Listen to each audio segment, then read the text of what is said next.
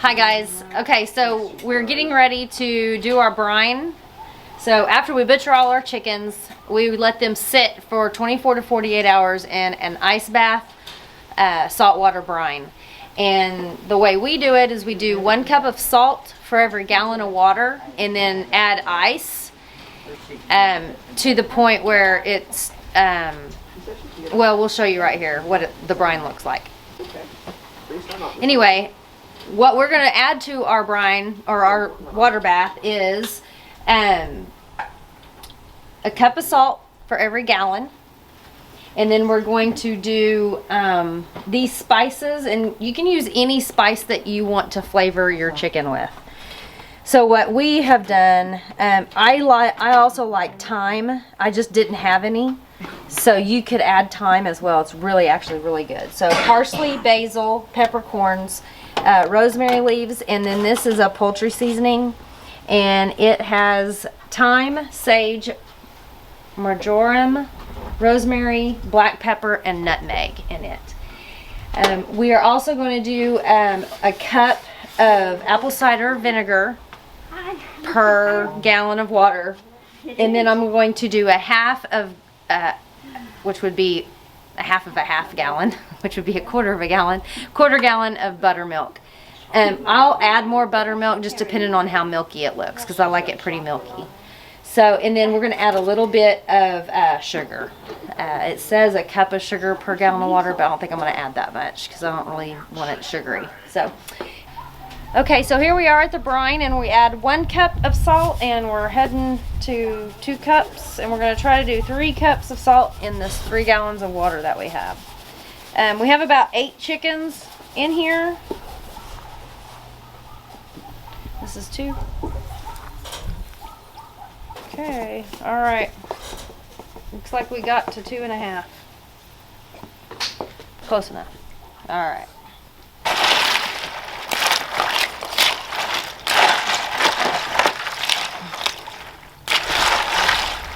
You need that big stick.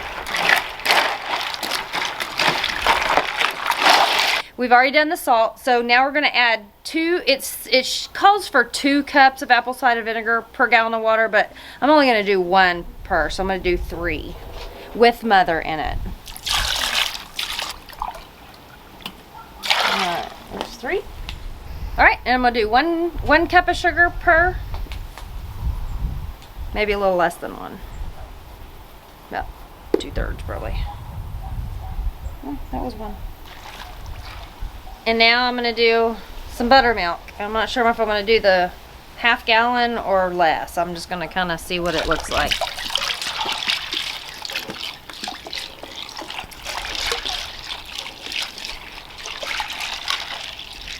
It looks good enough, so we're just going to do it all. Alright. And then we're going to mix it.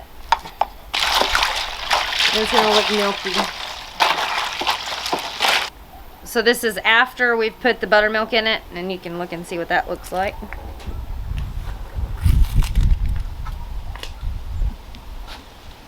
And then I'm just going to add whole peppercorns.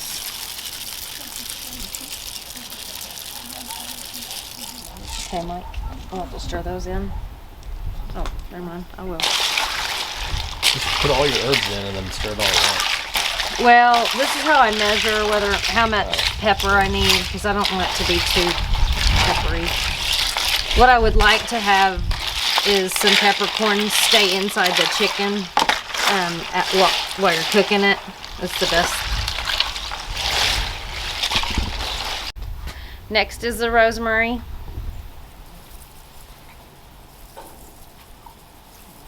Basil leaves.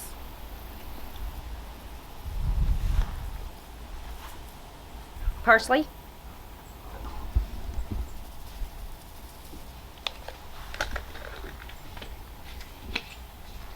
And last, we're going to do the poultry seasoning.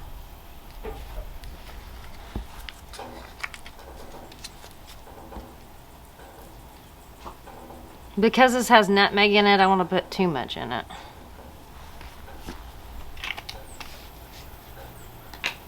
Nutmeg's pretty strong. So that's what that looks like after it's all mixed up. And I will probably add, a friend of mine has a recipe for a spicy brine that she's gonna send me, and so I may add this on our video as well, so that you have 2 different types of brine, and then you can just decide which one you like the best.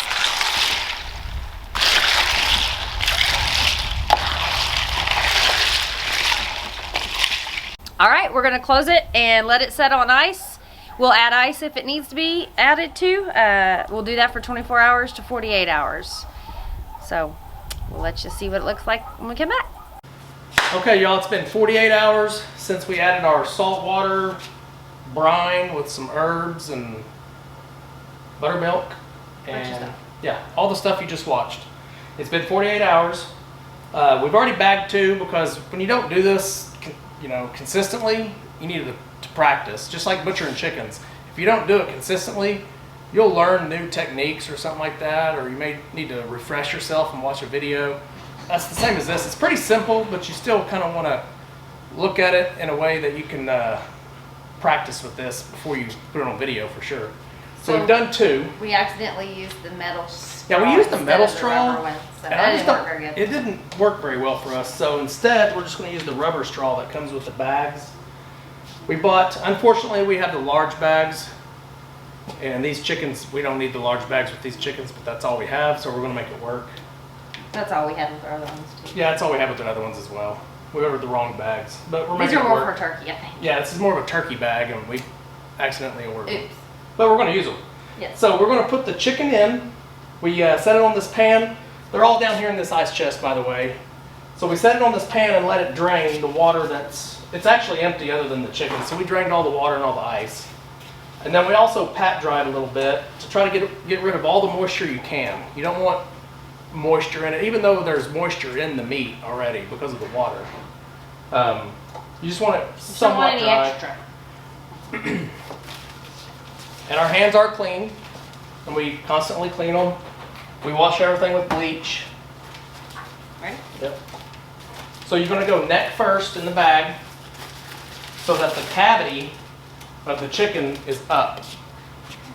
And I'll show y'all here in a minute. So the first thing you're going to do is take your straw, put it down inside the cavity. Yep.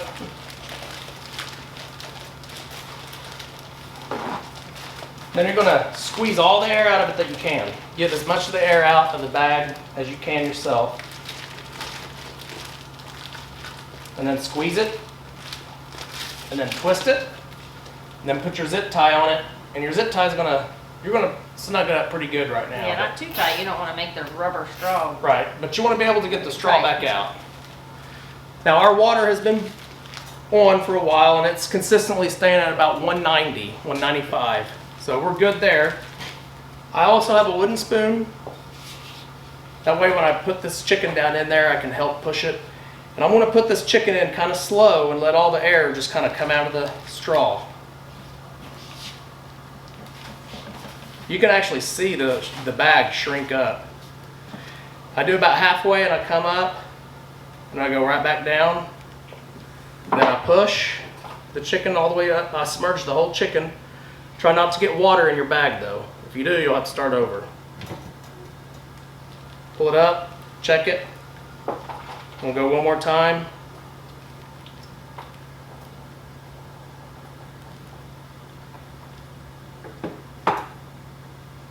It's better with 2 people. So now it looks good. We'll pull it out. I'm going to pull the straw and Tanya's going to pull the zip tie. Good.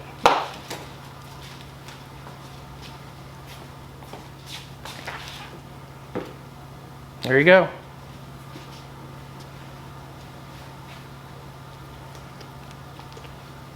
It's pretty good. So these bags are so long, we actually cut the bag ahead of time just to give me a little extra basically so there's not so much bag there.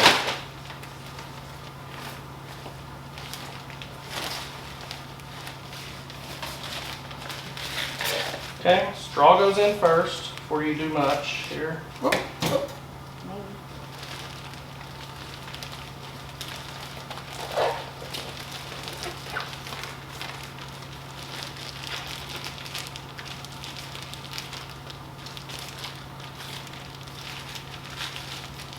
Kind of fold the legs and stuff in on them, so Yeah, it's we kinda- see them at the store. Yeah, we fold the legs in. Some people tie the legs together, the knuckles, but I don't. All right, just want to stick her down slow, halfway. And you can see the bag. I'll bring you guys in on the next one close up.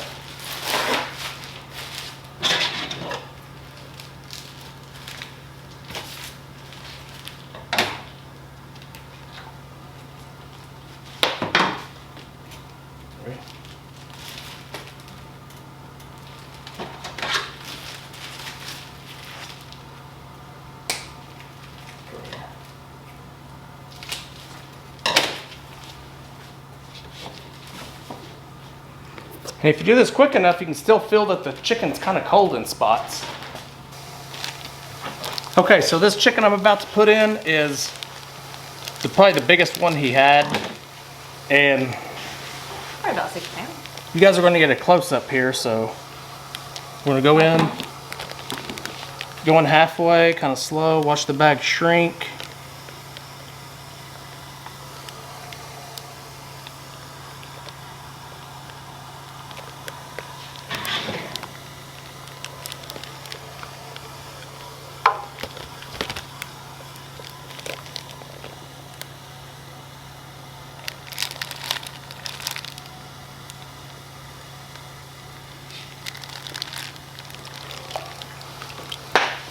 Okay, y'all, now we have 8 meat chickens that have been poultry shrink wrapped in these bags, in these poultry shrink wrap bags.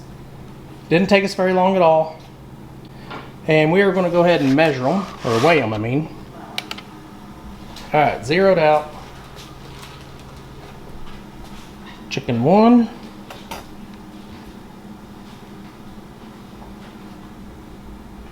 $4.77. Chicken 2.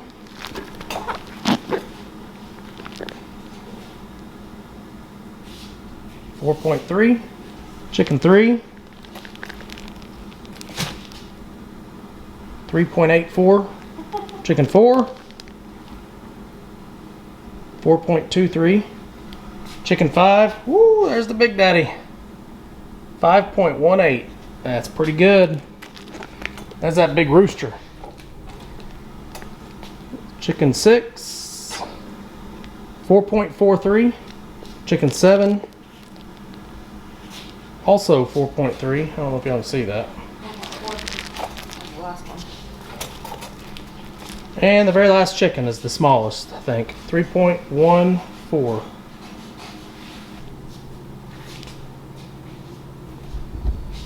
Okay, y'all, that's going to wrap up another video. That's a kind of a 2-part video where we butchered the chickens in one video and then we brined them and bagged them in this second video. Went pretty smooth, went pretty good. I'm pretty confident Yeah, we can do it. if it comes right down to it, I'm gonna be eating. We'll be eating good. The reason we're shooting this in the garage is because when I got home from work today, this is after time change, so it was dark by the time I got home. Kind of limits where I can shoot a video, so we did all this in the garage. I tried to have the garage door open. Didn't look as good. I still don't know if it's going to come out all that well. We're looking through the viewfinder, but it looks like it's going to be okay. But anyway, I'm rambling. Yep, like Scott. Yep. You guys leave us a comment. Let us know what you think. There's a lot of improvement. I know we can do things differently, do things better. We try to keep all this as clean as possible. This table was cleaned several times throughout all that. So you'll see a lot of cuts in the video, and that's probably where we took the time to clean again between baggings. Yep. So one thing I did forget to mention, this ice chest now, we're going to take it out and clean it and bleach it and get it all really clean, and then I'm going to put a bag of ice on the bottom, put my chickens back in it, and then put another bag of ice on top, and that will bring the body temperature of the chickens back down. And then before I go to bed, it should be good enough that by the time I go to bed, I'm going to put them in the freezer. You may not want to put them in the freezer right after doing all this because they're kind of on the warm side, and you kind of want them to drop their temperature so you can freeze them a little bit quicker. Let us know in the comments what you think. Remember to go down and hit that subscribe button if you're new to our channel. Thank you guys for joining us. Yep, we appreciate it. And make sure you hit that like button. We'll see you guys on the next video. Bye guys, bless you. Remember, do the good.